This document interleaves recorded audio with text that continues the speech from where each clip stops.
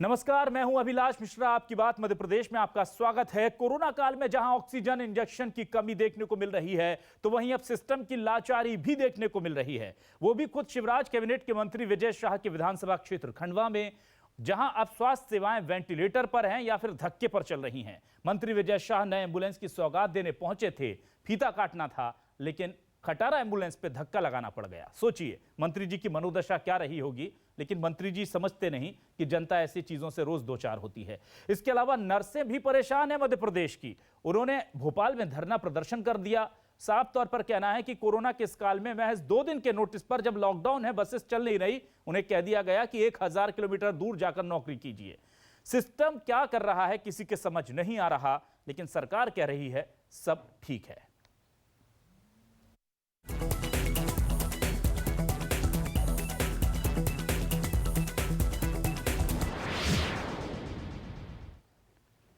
और आइए सबसे पहले देखते हैं न्यूज 24 मध्य प्रदेश छत्तीसगढ़ के सवाल कि आखिर क्या सवाल हैं जो जनता ने हमारे जरिए उठाने की कोशिश की है। आज दिन भर की पड़ताल के बाद हमने उठाए हैं जो सवाल, वो आपके टेलीविजन स्क्रीन पर। कोरोना काल में नर्सों को क्यों दिया जा रहा है झटका? क्यों उन्हें 1000 किलोमीटर दूर ट्रांसफर कर पटका? सिस्टम को कब तक मंत्री जी लगाएंगे धक्का? सरकार लाचार, सिस्टम धक्का मार। जी हां, ये बड़े सवाल हैं जो हम उठा रहे हैं। और इस पूरे मसले पर बातचीत करने के लिए हमारे साथ खास मेहमानों का पैनल जुड़ चुका है। हमारे साथ दुर्गेश केसवानी जी जुड़ चुके हैं, बीजेपी प्रवक्ता। साथ ही हमारे साथ अब्बास हाफिज जी जुड़ चुके हैं, कांग्रेस प्रवक्ता। दुर्गेश जी, अब्बास जी, आप दोनों का बहुत बहुत स्वागत है हमारे इस खास शो में। सबसे पहले मैं चलता हूं अब्बास जी आपके पास। सिंपल सी बात है अब्बास जी कि जब मंत्री एम्बुलेंस में धक्का लगाते नजर आता है, तो फिर उसके बाद कुछ कहने को, कुछ समझने को रह नहीं जाता। क्या कहना चाहेंगे आप?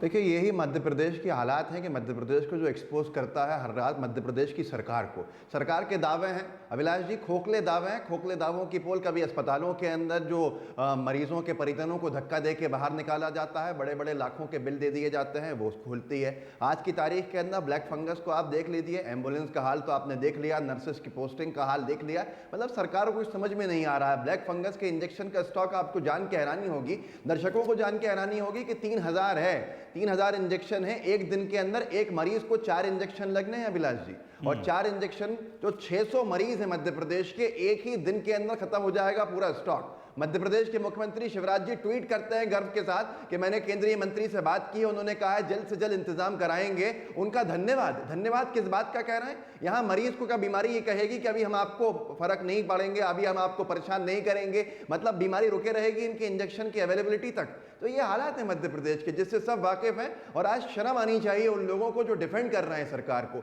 सरकार को समझ में नहीं आ रहा। कोरोना कर्फ्यू का बुरा हाल है, आप देख सकते हैं मध्य प्रदेश के अंदर इस वक्त। अगर आप अपने करस्पॉन्डेंट्स को बाहर भेजेंगे तो सारी सड़कों के ऊपर भीड़ है, क्योंकि लोग परेशान हैं और लोग परेशान होकर घर से बाहर निकल रहे हैं। जो मूल जो चीजें हैं वो नहीं मिल पा रही हैं और पुलिस नाकाम हो रही है। पुलिस और जनता के बीच में मुठभेड़ करा दी है यहां पर, ऐसा लगता है। तो ये कोई भी चीज संभालने की आज स्थिति में नहीं है। मध्य प्रदेश की सरकार जो है, पहले तो इनको चुना नहीं था, जबरदस्ती सत्ता के अंदर आए, जनता ने इनको जिम्मेदारी दी विपक्ष की। दुर्भाग्य है कि जनता ने जिसको सरकार में आने की जिम्मेदारी दी थी विपक्ष के अंदर है, जिनको विपक्ष में बैठने की जिम्मेदारी दी थी वो सत्ता में है, और उन्होंने बुरा हाल कर दिया है आज जनता का। अकाउंटेबिलिटी तय होनी पड़ेगी। कब तक सिस्टम को दोष देंगे? अकाउंटेबिलिटी किसकी है?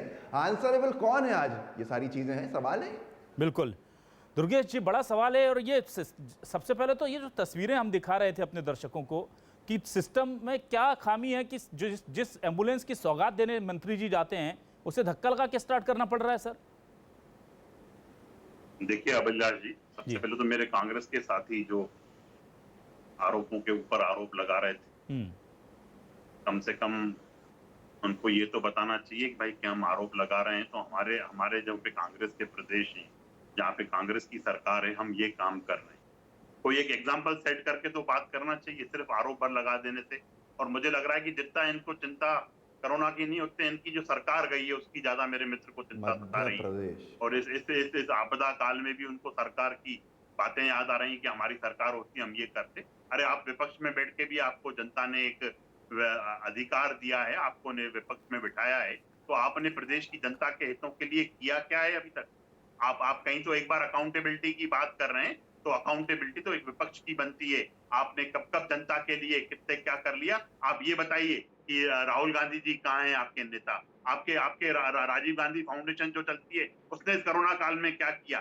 सेवा दल जो सिर्फ राजनीति करने के एक जो नाम सिर्फ सेवा का रख के राजनीति करने का, कहीं पे कहीं दिखा क्या अभिलाष जी? ये सिर्फ एक एग्जाम्पल सेट करके बात करें, सिर्फ आरोप लगा देने से इतनी नहीं। आरोप अगर आपको ये लगाना है तो मैं बताता हूं आपको मध्य प्रदेश की स्थिति। जब 1 अप्रैल को हम थे तो हमारे पास 20,000 बेड थे, आज हम 60,000 से ज्यादा बेड्स पे। आप देखेंगे कि एकदम किसी ने ये सोचा नहीं था अभिलाष जी कि इतनी बड़ी तीव्रता से कोरोना आएगा और इतनी बड़ी वो हो जाएगा। तो उसमें भी हमारे जो माननीय मुख्यमंत्री जी हैं, फिर चाहे रेमडेसिविर इंजेक्शन की बात हो, चाहे ऑक्सीजन सप्लाई करने की बात हो, बेड्स की बात हो, कैसे व्यवस्थित हो मध्य प्रदेश की 8 करोड़ जनता जिनको वो भगवान के रूप में पूजते हैं, उनका समूचा इलाज हो, उसके लिए सतत प्रयास किए उन्होंने। 24 घंटे तक काम किया उन्होंने और हर चीज की मॉनिटरिंग की, माइन्यूटली मॉनिटरिंग करके भी, कैसे भी करके उन्होंने 24 घंटे काम करके भी उन्होंने प्रदेश की जनता के हितों की बात।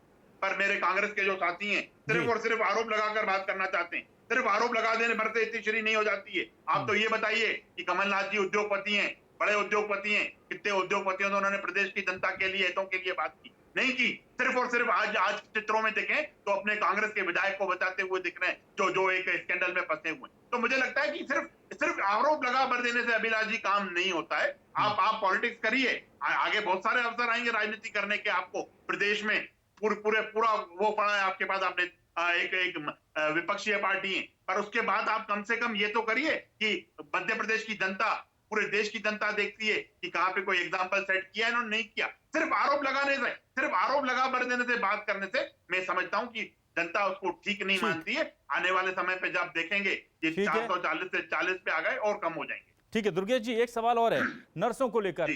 नर्सें मध्य प्रदेश की परेशान है कोरोना के इस काल में, और नई नर्सों की जो नियुक्ति, उनका कहना है कि पहले तो हमारी जो मेरिट लिस्ट थी उसके आधार पर वहां पर हमें पोस्टिंग नहीं दी गई, और अब जो पोस्टिंग भी दी गई है वो 2 दिन में लॉकडाउन की इस स्थिति में, जिसमें ज्यादातर नर्सें मतलब महिलाएं हैं ज्यादातर, और उन्हें कह दिया गया है कि आप जाकर के 1000 किलोमीटर दूर ज्वाइन कर लीजिए।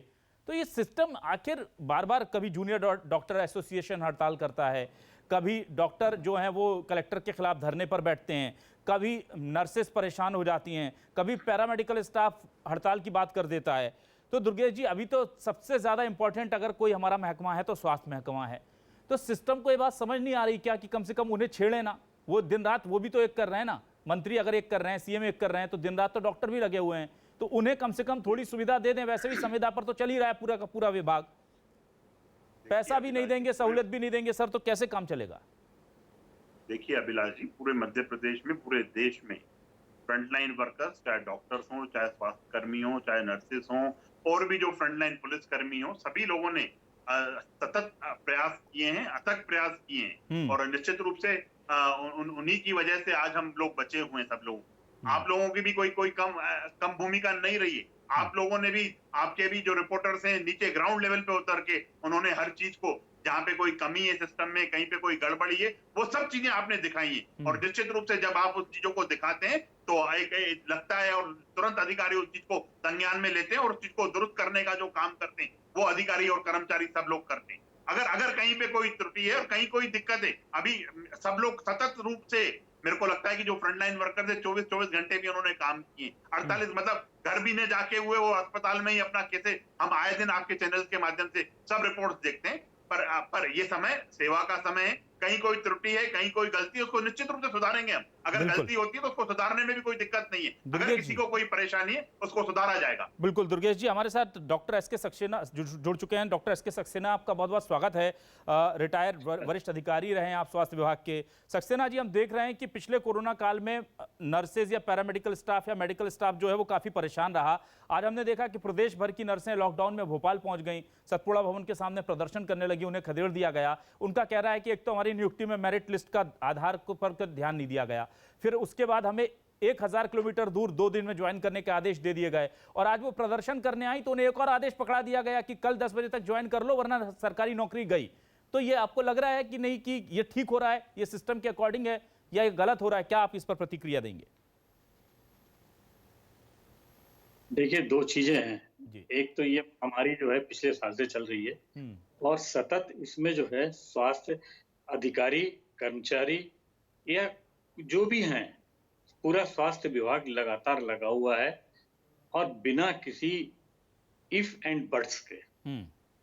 तो आज हमें सामंजस्य बिठाना चाहिए, हमें भाईचारा इसमें लाना चाहिए और संवेदनशील होके हर कार्य को निपटाना चाहिए, क्योंकि अभी जो ये प्रलय चल रही है, जब तक डॉक्टर हैं तब तक तो ये प्रलय को संभाल लेंगे आप। यदि डॉक्टर और स्वास्थ्य अधिकारी बैठ गए तो प्रलय की महाप्रलय हो जाएगी। जी, हमको इस बात पे ध्यान रखना होगा, हमको बड़ा संवेदनशील होना होगा। इसमें किसी भी तरह के ये ईगोइस्टिक प्रॉब्लम ना हो।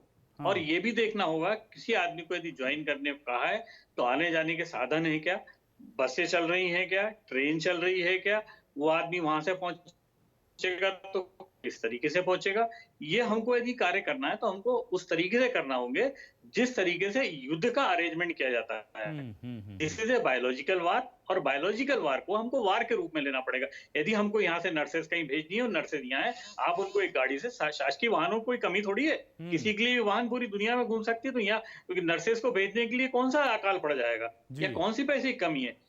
बिल्कुल, डॉक्टर हैं, नर्सेज हैं, उनके लिए गाड़ियों की व्यवस्था क्यों नहीं की जा सकती? जी सक्सेना जी, ये एक चीज। हाँ जी, बोलिए सक्सेना जी। तो एक ये है, दूसरी चीज ये है कि हमको स्वास्थ्य विभाग का आज तक कोई कैडर ही नहीं है। हम हर चीज को इमरजेंसी पे क्राइसिस मैनेजमेंट करते हैं। मध्य प्रदेश में स्वास्थ्य विभाग का एक मध्य प्रदेश स्वास्थ्य सेवाएं होना चाहिए। एमपी एडमिनिस्ट्रेटिव सर्विसेज है ना, एमपी हेल्थ सर्विसेज होना चाहिए, नेशनल हेल्थ सर्विसेज होना चाहिए। राष्ट्र में वो नहीं है। लेकिन मध्य प्रदेश की सरकार को तो लगता है कि सब कुछ जो है वो आईएएस चला लेंगे, और इस बात को लेकर के तो हम पिछले कई सालों से देख रहे हैं कि बार बार डॉक्टर्स कहते हैं कि कम से कम हमारा डिपार्टमेंट स्पेशलाइज्ड डिपार्टमेंट है, उसे तो बख्श दीजिए, लेकिन उससे भी जहां पर रूल करना होता है, जब भी एग्जीक्यूटिव पदों पर जो है हमने देखा आईएएस बैठा दिए गए, किस सब्जेक्ट के हैं क्या है पता नहीं, और इसलिए शायद ये जो संवेदनशीलता की बात है ये दिक्कत पैदा हो रही है। देखिए, एक चीज समझ लीजिए बहुत स्पष्ट जी, सांसों की कीमत जो है ना वो डॉक्टर समझता है। जो सांस है ना उसकी कीमत डॉक्टर समझता है। बाकी जगह प्रशासन में फाइल चलती है, उसमें सांस नहीं होती। कोर्ट में केस चलता है, उसमें सांस नहीं होती वहां जी। दोनों जगह पे कहीं कोई सामने ब्रीथ नहीं कर रहा होता है, या उसका पल्स कहीं डाउन नहीं होता है, ना उसकी ब्रीथिंग जा रही होती है, ना उसकी जान जा रही होती है। वहां कागज के टुकड़े होते हैं, लेकिन डॉक्टर जहां होता है वहां ब्रीथिंग होती है, आदमी की जान जा रही होती है। तो हमको इन मुद्दों को बहुत सहनशीलता के साथ, संवेदनशीलता के साथ, मानवीय आधार पे इन पे हमको कार्य करना होगा। और ये समय ऐसा नहीं है जहां हम ईगोइस्टिक या लड़ाई या किसी प्रकार की कोई दुर्भावना रखें। मैं अब्बास जी के पास जाता हूं। अब्बास जी, नर्सेस के साथ जिस तरह का सलूक हो रहा है, एक तो वो इतने ऑब्वियस सी बात है कि कोरोना काल में अगर वो निकल के महिलाएं जो हैं वो पहुंची हैं भोपाल तक, सब पूरे प्रदेश की, तो आहत तो हैं वो, बजाय उनको न्याय मिले उन्हें एक लेटर थमा दिया जाता है कि कल 10 बजे तक ज्वाइनिंग कर लो वरना सरकारी नौकरी गई। कैसे देखते हैं आप इस पूरे रवैये को, और क्या कांग्रेस मेडिकल स्टाफ के साथ खड़ी हुई है इस परेशानी के वक्त में?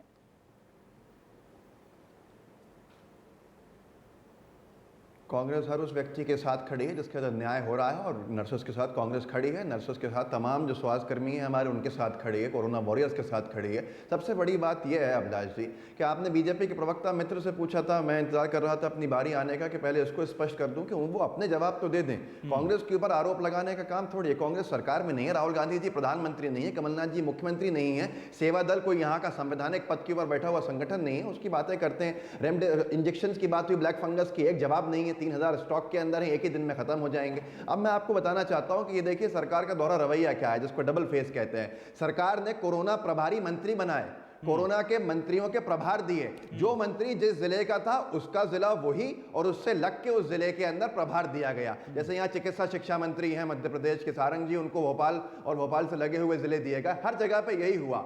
लेकिन अगर नर्सेस की नियुक्ति की बात आएगी, उनकी पोस्टिंग की बात आएगी, तो वो मंत्री की तरह क्योंकि ताकतवर नहीं है और मंत्री जैसी महान नहीं है भाजपा की सरकार की नजरों में, तो उनको 1000 किलोमीटर दूर भेजा जाएगा। अरे आप गाड़ी की सुविधा भी दे देंगे तो कैसे ज्वाइन कर लेंगे? और ऐसे हालात में जहां पे नर्सेस की दिक्कत है, किल्लत है कि आज पूरी दुनिया के अंदर नर्सिंग स्टाफ जो है कम पड़ रहा है, आप उसके अंदर ये रवैया इख्तियार करोगे कि ज्वाइन नहीं करोगे तो आपको हटा दिया जाएगा। ये सारी की सारी चीजें समझनी पड़ेंगी। और मैं एक आखिरी बात अपनी जोड़ना चाहता हूं यहां पर, मध्य प्रदेश की सरकार अपनी आंतरिक कला की वजह से जनता को भुगतने के लिए छोड़ी हुई है। मध्य प्रदेश के अंदर जो स्वास्थ्य मंत्री हैं वो तजुर्बेकार नहीं है, डॉक्टर होने के बावजूद भी यहां कहा गया कि डॉक्टर सांसों की कीमत जानता है, तो ये डॉक्टर प्रभुराम चौधरी जी कैसे डॉक्टर हैं जो सांसों की कीमत भी नहीं जानते? मध्य प्रदेश का स्वास्थ्य मंत्री डॉक्टर हैं लेकिन उनको समझ में नहीं आता, तजुर्बेकार नहीं है। मध्य प्रदेश के चिकित्सा शिक्षा मंत्री अपनी छपास की बीमारी पूरी करते हैं, उनको कोई तजुर्बा नहीं है। इन दोनों को बर्खास्त करके अजय बिश्नोई जी जो एक लूप लाइन में डाले हुआ है, जिनको जबलपुर के वरिष्ठ विधायक है जिनके पास स्वास्थ्य मंत्रालय रहा, उनको देना चाहिए ऐसे वक्त के अंदर, ऐसे हालात में जो संभाल सके। लेकिन यहां आंतरिक कला चल रही है और भाजपा की आंतरिक कला की वजह से जनता मध्य प्रदेश की भुगत रही है। आप सिर्फ बीजेपी के मित्र से इतना पूछिए, वो बहुत धैर्य वाले व्यक्ति हैं, बहुत संवेदनशील व्यक्ति हैं, लेकिन आज वो अपना आपा खो रहे हैं जिस तरह से वो सवाल कर रहे हैं, क्योंकि उनको पास जवाब नहीं है कि मध्य प्रदेश की जनता ब्लैक फंगस से क्या मरने के लिए छोड़ दी गई है। कांग्रेस पार्टी ये सवाल करती है अभिलाष जी, जिनका जवाब इनको देना होगा कि 3000 इंजेक्शन स्टॉक के अंदर हैं, अगर आज लगेंगे तो कल के लिए नहीं है। और केंद्रीय मंत्री ने कोई बात नहीं कही है मध्य प्रदेश की जनता का। दुर्गेश जी, ये सवाल सबसे पहले न्यूज 24 मध्य प्रदेश छत्तीसगढ़ ने 10-12 दिनों पहले उठाने शुरू कर दिए थे और हम उस दिन से कह रहे थे कि आप रेमडेसिविर जैसे हालात मत बनने दीजिए एंटी फंगल इंजेक्शन को लेकर। वही हालात बन गए। हमने सरकार को पहले दिन चेताया था कि आपके पास 2000 इंजेक्शन है, 1600 से 1800 आपके एक दिन में लग जाएंगे। वही हालात हुए और अब सरकार कह रही है, सीएम कह रहे हैं कि हमने बात की है और वो धन्यवाद भी दे रहे हैं कि उन्होंने कहा है कि हम भेज देंगे। सर, यहां तो ऑलरेडी मरीज भरे पड़े हैं, अभी तो जांच नहीं हो रही ढंग से। जांच हो जाएगी तो आप यकीन मानिए कि आपके जो 3000 इंजेक्शन है ना, ये आधे दिन की खुराक भी नहीं है मरीजों की। तो कब इंजेक्शन आएंगे? अब तो सेंट्रल में भी आप हैं सर, डबल इंजन की सरकार है, तो देरी क्यों है? दुर्गेश जी। देखिए अभिलाष जी, मेरे कांग्रेस के मित्र से आपने एक सवाल किया जी कि कांग्रेस क्या इन नर्सों के साथ खड़ी है, तो मेरे मित्र ने बड़े बड़े जवाब दिए। अब्बास भाई बड़े वरिष्ठ प्रवक्ता हैं और संवेदनशील व्यक्ति भी। उन्होंने कहा कि खड़ी हैं हम लोग, हम के भी दुख में, किसी के भी दर्द से खड़े। आप क्या बताइए, मध्य प्रदेश में या देश में कांग्रेस पार्टी सिर्फ ट्विटर पे खड़ी हुई दिखती है आपको और फेसबुक पे खड़ी हुई।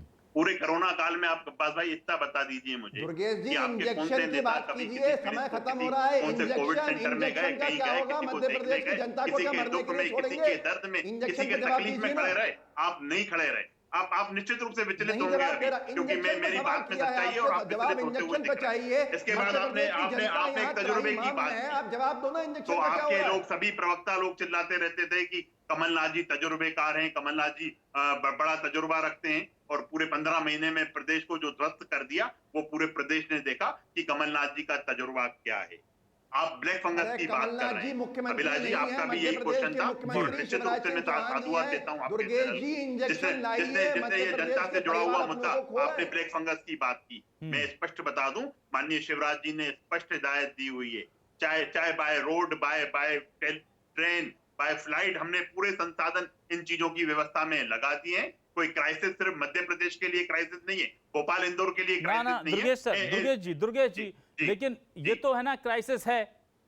क्राइसिस तब है जब सेंट्रल में भी आपकी सरकार है, राज्य में भी आपकी सरकार है। क्राइसिस तब है जब हम रेमडेसिविर ऑक्सीजन का क्राइसिस झेल चुके हैं 1.5 महीने। मतलब ये रहा ना कि तैयारियों में कुछ कमी रह गई सर हमारी। अभिलाष जी, रेमडेसिविर इंजेक्शन की बात हो तो हमने पूरे संसाधन लगा दिए प्रदेश की जनता की सर, सेवा क्राइसिस के लिए। तो थी ना। माननीय मुख्यमंत्री संवेदनशील मुख्यमंत्री हैं। मैं उनकी कोशिशों को लेकर के कहीं, उनकी कोशिशों को लेकर कोई शक नहीं है सर, लेकिन देखिए मैं आपको पूरी बात आजान दीजिए मेरी। तो उन्होंने स्पष्ट रूप से उन्होंने पूरे संसाधन, अगर एयर हवाई जहाज भी लगाने पड़े तो वो उस चीज से पीछे नहीं हटे। उन्होंने कहा कि मेरे प्रदेश की 8 करोड़ जनता मेरे लिए सबसे पहले सर्वोपरि मेरी प्रदेश की जनता है। बहुत सारे लोग अभी भी छोटा सा उदाहरण दुर्गेश जी, एक छोटा सा उदाहरण की कमी है, तारीख बताइए। 3000 का स्टॉक खत्म हो जाएगा, अगला स्टॉक कब आ रहा है? अब्बास जी 1 मिनट, दुर्गेश जी एक छोटा सा उदाहरण देता हूं। दुर्गेश जी एक छोटा सा उदाहरण देता हूं। हमने ये कहा था कि एक दिन जिस दिन ये सबसे ज्यादा दिक्कतें शुरू हुई 2000 इंजेक्शन के कोटे की बात कही सरकार ने, हमने कहा था ये कल खत्म हो जाएगा। सरकार ने उस पर ध्यान नहीं दिया। अगले दिन दोपहर तक खबर आई कि खत्म हो गया स्टॉक। फिर हमने हमीदिया अस्पताल में जो लोग लाइन में खड़े हुए थे घंटों से, 3-3 दिन से जिन अस्पताल में इंजेक्शन नहीं मिल रहे थे, उनकी तस्वीरें दिखाई। फिर हमने ये भी कहा कि आप 4 दिन बाद जाकर के एक टास्क फोर्स बनाएंगे। इसी प्रोग्राम में कल मैंने कहा है, आप देख लीजिए, हमने कहा कि आप 4 दिन बाद जाकर के एक टास्क फोर्स बनाएंगे या फिर विदेशों से आयात करने का डिसीजन लेंगे, जो आपने रेमडेसिविर में किया था, लेकिन तब तक हमारे बहुत लोगों की जान चली गई। उसे आप अभी कर लीजिए जब पता है हालात खराब हैं। इस प्रोग्राम से बाहर निकलने के 15 मिनट बाद मुझे खबर मिलती है कि सरकार ने टास्क फोर्स बना दी। जिन चीजों को हम एज्यूम कर पा रहे हैं यहां पर बैठकर, हमें दिख रहा है कि क्या हालात होंगे, हम पिछली गलतियों को देख करके सीख पा रहे हैं, वो सरकार अभी उतनी जल्दी स्टेप क्यों नहीं ले रही है? विदेशों से सीधे आयात करने के लिए टेंडर, ग्लोबल टेंडर आप लोगों ने रेमडेसिविर के लिए जारी किए। विदेशों से ऑक्सीजन मंगवाने की बात कही, क्यों नहीं मंगवा लेते एंटीफंगल इंजेक्शन विदेशों से? उसके लिए कार्य योजना बनेगी क्या? नहीं, कहीं कोई योजना नहीं। आप देखेंगे माननीय मुख्यमंत्री जी ने जब कोरोना अपनी पीक पे था और कोविड सेंटर्स की जरूरत थी, तो माननीय मुख्यमंत्री सभी कलेक्टर्स को फ्री हैंड दे दिया। अभी भी निश्चित रूप से पैनिक क्रिएट करना कांग्रेस का काम है। मेरे कांग्रेस के प्रवक्ता साथी वो सब चीजें क्रिएट कर रहे हैं, पर हम लोग निश्चित रहिए, हर चीज पे माननीय मुख्यमंत्री जी माइन्यूटली वॉच कर रहे हैं। हर चीज की व्यवस्था निश्चित रूप से सुनिश्चित हो चुकी है और सिर्फ आ रही है सब इंजेक्शन है। कहीं कोई दिक्कत नहीं आएगी, हर चीज को फ्लुएंटली, बस थोड़ा सा समय जो लग रहा है अभिलाष जी, वो निश्चित रूप से देना चाहिए। ठीक है, सक्सेना जी के पास भी चलते हैं। अब्बास जी, सक्सेना जी के पास चलते फिर आपके पास आते हैं। अब्बास जी, सक्सेना जी, आपको क्या लगता है कि ये जो पूरी जो सिस्टम है, इसमें सरकार की या सीएम की मंशा, क्योंकि कोई सरकार नहीं चाहेगी कि उसके कार्यकाल के दौरान इतने लोगों की मौत हो, कोशिश करते सीएम दिख रहे हैं, दिन रात भागते नजर आ रहे हैं, लेकिन जमीनी हकीकत जब फेल होती है तो उसके लिए क्या एग्जीक्यूशन गड़बड़ है, सिस्टम की खामी है? और सिस्टम की खामी है तो क्या फिर वही बात आ जाती है कि उन लोगों को आपने निर्णायक बना रखा है जिन्हें अनुभव ही नहीं है मेडिकल की चीजों को डील करने का? देखिए, ऐसा है, सब अपने तय तो पूरी कोशिश करने में लगे हैं। इच्छा शक्ति की कमी नहीं है, शायद समन्वय की कमी है। और जब मध्य प्रदेश में एमपी ड्रग कारपोरेशन है, तो सारी चीजें वहां पे, सारे ड्रग्स वहां क्यों नहीं बुला लिए जाते? नंबर 1। नंबर 2, यदि उनको डिस्ट्रीब्यूशन करना है तो गवर्नमेंट हॉस्पिटल्स हैं, आपके मेडिकल कॉलेज हैं, जन औषधि केंद्र हैं जो कि सेंट्रल गवर्नमेंट के हैं, उनके थ्रू आप डिस्ट्रीब्यूट करिए, ब्लैक मार्केटिंग खत्म हो जाएगी। जहां तक सवाल ये कि चाहे वो कांग्रेस हो चाहे ये हो, ये 70 साल में ना तो इंडियन मेडिकल सर्विसेज बनाई, चाहे वो कांग्रेस हो। कांग्रेस के जमाने में 1977 में इंडियन मेडिकल सर्विसेज अनाउंस हो रही थी, लेकिन लास्ट मूवमेंट पे इंडियन फॉरेस्ट सर्विस अनाउंस हो गई। इंडियन मेडिकल सर्विसेज का जो है लास्ट मूवमेंट पे उसको अनाउंस नहीं किया, नंबर 1। नंबर 2, पूरे नेशन में नेशनल हेल्थ सर्विसेज नहीं है आपकी। ये पेंडेमिक या कोई भी, चाहे डायबिटीज हो, हाइपरटेंशन हो, हार्ट हो, चाहे मलेरिया हो, ट्यूबरकुलोसिस हो, चाहे आपका कोविड हो, सबका एक यूनिफॉर्म ट्रीटमेंट होता है। तो आपके पास यूनिफॉर्म हेल्थ स्ट्रक्चर क्यों नहीं है? स्टेट में यदि बात करें तो स्टेट का आपका स्टेट मेडिकल सर्विसेज क्यों नहीं है? स्टेट मेडिकल सर्विसेज का कैडर क्यों नहीं बना? तो कहीं ना कहीं हमारा जो है इच्छा शक्ति होते हुए भी या तो हम कुछ करना नहीं चाहते या हमारे हाथ बंधे हुए, कुछ ना कुछ तो कारण है, क्योंकि कोई भी चीज ऐसी नहीं है। 90-70 साल से ज्यादा हो गए, क्या हम वेंटिलेटर नहीं खरीद सकते थे? क्या हम बेड्स और हॉस्पिटल नहीं बना सकते थे? क्या हमारे पास ऑक्सीजन के हम ये इरेक्ट नहीं कर सकते थे? बिल्कुल। स्टेशन। तो ये जो बैठ के जो बात कर रहे हैं कांग्रेस वाले, या ये ऐसा कहीं कुछ नहीं है। कहीं ना कहीं इच्छा शक्ति की कमी है, कहीं ना कहीं समन्वय कमी है। आज मैं आपको बताऊं, अभी कल मध्य प्रदेश में 8 डॉक्टर की डेथ हो गई है। यदि इसी तरीके से डॉक्टर्स की डेथ हो, डॉक्टर्स को जो कोरोना वॉरियर्स को जो पेमेंट मिलना चाहिए, जो सरकार ने कहा था वो पेमेंट दे, उनके कीथ एंड किन को जो डॉक्टर्स की पोस्ट खाली पड़ी है उस पर नौकरी दे। ये सब कहने के लिए, ये सब इमीडिएट, माननीय मुख्यमंत्री जी तो इतने सद्भावना वाले हैं और इतने सौम्य हैं, तो उनको तो ये तो इमीडिएट कर देना था। इसमें सोचने की क्यों बात है? डॉक्टरों के हित में जब बात आती है, स्वास्थ्य कर्मियों के हित की बात आती है, जो स्वास्थ्य कर्मी जिनकी डेथ हो गई उनको क्यों नहीं पेमेंट हुआ? ये तो इमीडिएट उसी दिन उसी समय करना चाहिए, जिससे कि ये पता पड़े कि सरकार भी स्वास्थ्य कर्मियों और अधिकारियों के प्रति चिंतित है। चलते हैं सर, वक्त कम है। अब्बास जी, बहुत छोटी सी आपसे रिएक्शन लेना चाहूंगा। कहा गया था कि कोरोना को लेकर के स्पेशल हम फंड देंगे, कोरोना वॉरियर्स को वो नहीं दिए जाते हैं। डॉक्टर्स की मौत हो रही है उसको लेकर के कोई वो नहीं है, ऊपर से कलेक्टर्स कुछ ऐसे आदेश दे देते हैं, इस तरह से बात करते हैं कि उन्हें हड़ताल पर जाना पड़ता है। तो क्या लग रहा है आपको ये सिस्टम का जो फेलियर है, इसे कैसे इसको अगर नहीं इससे निपटा गया तो क्या लगता है कि मध्य प्रदेश में ब्लैक फंगस भी अभी मुसीबत बनेगा और ये मुसीबतें चलती रहेंगी?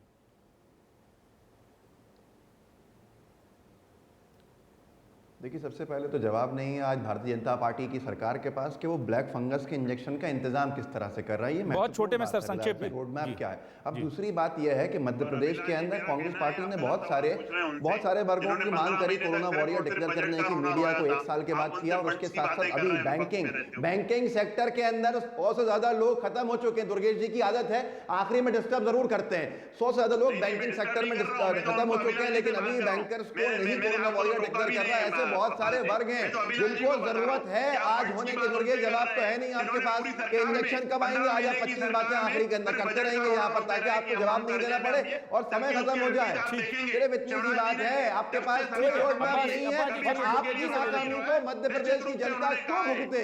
मध्य प्रदेश के लोगों ने अपनों को खोया आपकी नाकामी की वजह से। आज मध्य प्रदेश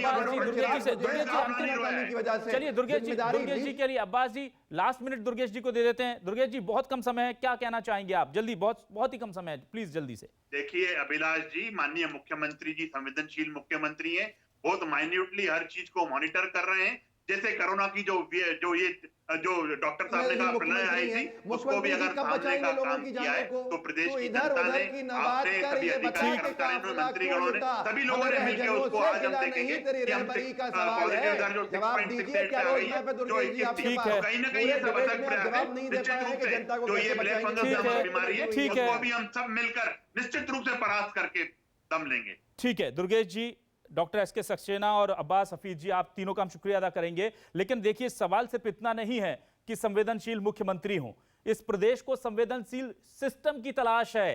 15 साल, 16 साल, 17 साल तक सत्ता में कोई सरकार रहे, कोई सीएम रहे और सिस्टम संवेदनशील ना हो तो फिर सीएम के संवेदनशील होने का क्या फायदा? बहुत बहुत शुक्रिया आप तीनों मेहमानों का हमसे जुड़ने के लिए और बातचीत करने के लिए। आगे हम करेंगे छत्तीसगढ़ के लिए जो बड़े सवाल हैं उनकी बात होगी। छत्तीसगढ़ का आपकी बात।